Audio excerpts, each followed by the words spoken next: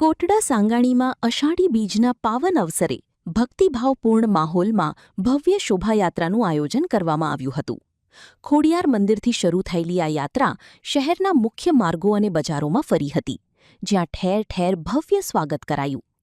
શ્રદ્ધા અને ઉત્સાહ સાથે નીકળેલી આ શોભાયાત્રામાં મોટી સંખ્યામાં ધર્મપ્રેમી જનતા અને સ્થાનિક આગેવાનો જોડાયા હતા. યાત્રાના શાંતિપૂર્ણ અને સુરક્ષિત આયોજન માટે પોલીસ અને હોમગાર્ડના જવાનો દ્વારા ચુસ્ત બંદોબસ્ત ગોઠવવામાં આવ્યો હતો. પોલીસની સતર્ક ફરજને કારણે સમગ્ર કાર્યક્રમ દરમિયાન કાયદો અને વ્યવસ્થાની સ્થિતિ અકબંધ જળવાઈ રહી હતી.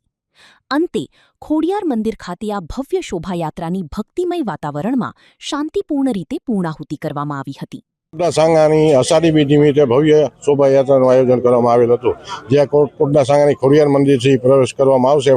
રથયાત્રા તે મેન બજાર થઈને તે અંગેની માહિતી આપણી સાથે આપશે.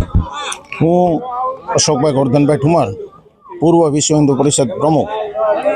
આ અષાઢી બીજની રથયાત્રા દર વર્ષેની માફક આ વર્ષે પણ ધામધૂમથી ગામમાં મુખ્ય માર્ગો પર નીકળશે. સાથે ડીજે અને ઘણા બધા માણસોની સાથે શણગારેલા માતાજીના રથનું આગમન કરી અને આખા ગામના મુખ્ય માર્ગો પર રથયાત્રા ફરશે.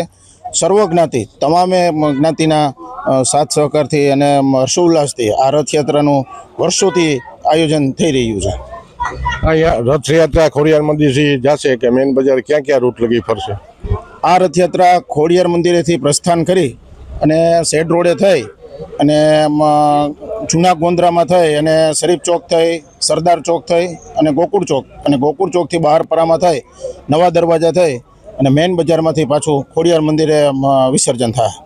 કોટડા સાંગાની અષાઢી બીજ નિમિત્તે ભવ્ય શોભાયાત્રાનું આયોજન કરવામાં આવેલ છે. કોટડા સાંગાની સલીમ પતાણી આપતો.